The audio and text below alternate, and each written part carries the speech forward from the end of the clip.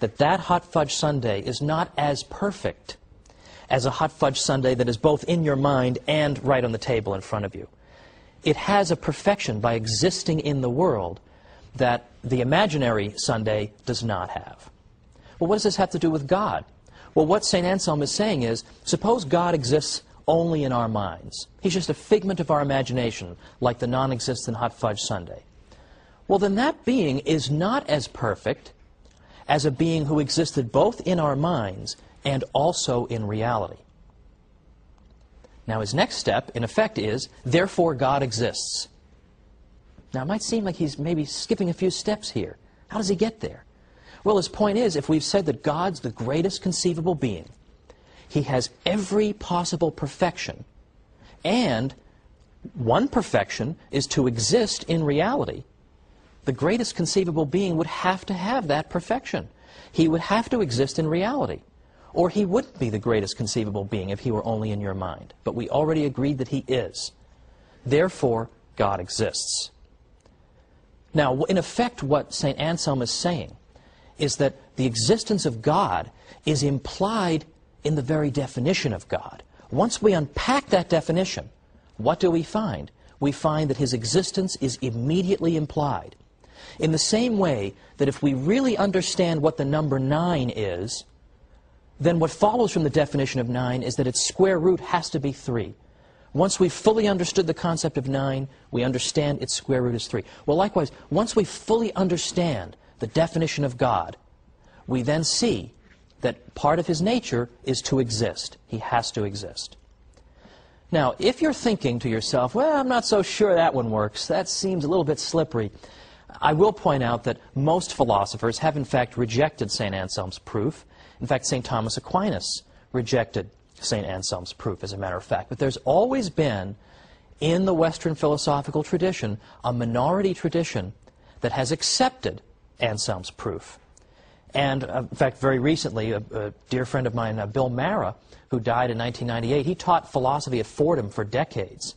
And he absolutely believed that Anselm's proof works.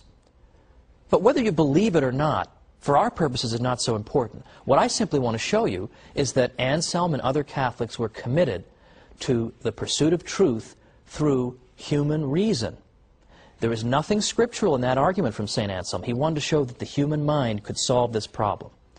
Well, after the break, we're going to see how St. Thomas Aquinas solved this problem, and I think much more persuasively. So join me after the break.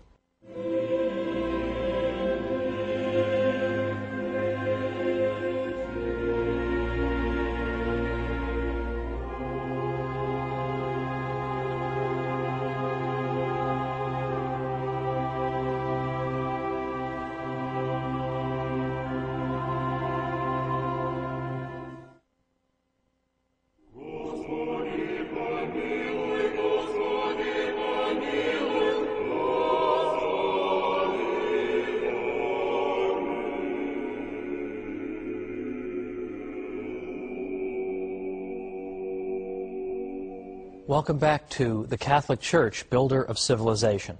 I'm Thomas Woods. Before the break, we just finished looking at St. Anselm's proof for the existence of God. And if you want to impress your friends, you can refer to it as the ontological proof for the existence of God, and you can sound like a highfalutin philosopher. Not that you would want to, but you can do that. Now, as I said, St. Anselm's proof was rejected by a great many philosophers. Now I'd like to consider one that was offered by St. Thomas Aquinas. But let's first begin with a little bit of background on St. Thomas and his views. Now, St. Thomas lived in the 13th century from about 1225 to 1274. So when you consider how young a man he was when he died, his corpus of work becomes all the more impressive. How could you possibly have done this? How could you have possibly done it? It calls to mind the statement by St. Isidore of Seville, who once said that anyone who tells you that he's read everything Augustine has written must be a liar. Well, in a way, you almost feel that way about St. Thomas, anyone who's read it all and really, truly absorbed everything. Well, St. Thomas was convinced, as were the typical run of scholastics in his day, that faith and reason could not contradict each other. And St. Thomas believed that our knowledge consisted of 3 different kinds. For instance, he argued that Some of our knowledge we know through divine revelation alone. Some knowledge we know both through divine revelation and through human reason, and still other kinds of knowledge are known through reason alone. So, for example, one piece of information that we have that we know through divine revelation alone would be that God is a Trinity, that He's one God in three divine persons. Now, St. Thomas Aquinas said that this is something we have to know through divine revelation because human reason could never arrive at this conclusion. This is an astonishing mystery. We could never arrive at this conclusion. Now, if I may digress for a moment, I'll point out that some thinkers have tried to claim that human reason can also prove the Trinity. The argument is that if we know that God is love, and we're going to make that something other than just a bumper sticker slogan, God is love, we're really going to take it seriously, then God has to have a threefold nature. Because if He is love, that means we have to have within God the two who love, because love exists between two parties, and then love is fruitful. So there has to be a third party, in effect. There has to be the fruits of that love. That's why some theologians have sometimes pointed to the family, the human family of husband, wife, and child, as in fact imaging the Trinity, as a mirror into the divine economy. Economy, of course, in its Greek root, meaning household. Because, in effect, the husband and wife love each other, and the fruit of that love is their child. Well, that's neither here nor there, because the consensus is that the Trinity is not something that we can arrive at through strict proof. So that would fall under St. Thomas's first category. The second category, things we can know through divine revelation and through reason, would include, for example, some aspects of the moral law. I suppose reflecting on the subject of murder, just simply reflecting on it honestly, using your mind, you can probably arrive at the conclusion that murder is something people ought not to do. That even if God had never said anything about murder, you could probably draw that as a safe conclusion. Now, God has, of course, told us that we may not commit murder. And St. Thomas answered the question that you might ask, why would God tell us something that we could just figure out on our own using human reason? And one of St. Thomas's, I think, pretty good arguments in response to that is, the reason he does it is to make our lives a little easier. Because not everybody is a philosopher or has time to sit around 24 hours a day trying to deduce everything in the world through human reason. So God helps us. He tells us things that, yes, we could figure out on our own, but, well, some of us are too busy or blockheaded to do so, basically. The third area of knowledge is knowledge that is known through reason alone. And an example of that would be what causes rainbows. There's nothing in sacred scripture that explains to us what causes rainbows, and there's nothing in sacred tradition that explains it either. That we understand through the rigorous pursuit of reason.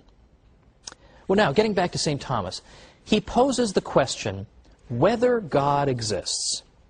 Now, as I said, St. Thomas always anticipates his opponent's arguments. And he anticipates all of them. He even comes up with arguments they haven't thought of. So it's very revealing that when St. Thomas is trying to think of all the arguments against the existence of God, how many does he come up with? Only two. One of them is the existence of evil, and the other one is that the universe seems to run itself. It's like we don't need a God. It would be superfluous to posit the existence of a God. And in some ways, these are very much the same arguments that are still with us today. Well, here's one of St. Thomas's proofs, and I'm sort of adapting it for modern use. But let's begin as follows. Let's suppose you're in the deli, in the supermarket. You want to go up to the deli counter and get some turkey. You go up there, though, and you find that you have to take a number before you can get to the counter and get your turkey. So just as you're about to take your number, you see another device. And this other device says, well, before you can take a number, you have to take a number to get in line to take a number. Well, this is a very disturbing, Kafkaesque deli, to be sure. So you're about to take that number, and it turns out there's another number machine. It says, whoa, whoa, whoa, not so fast. Before you take that number, you have to take a number.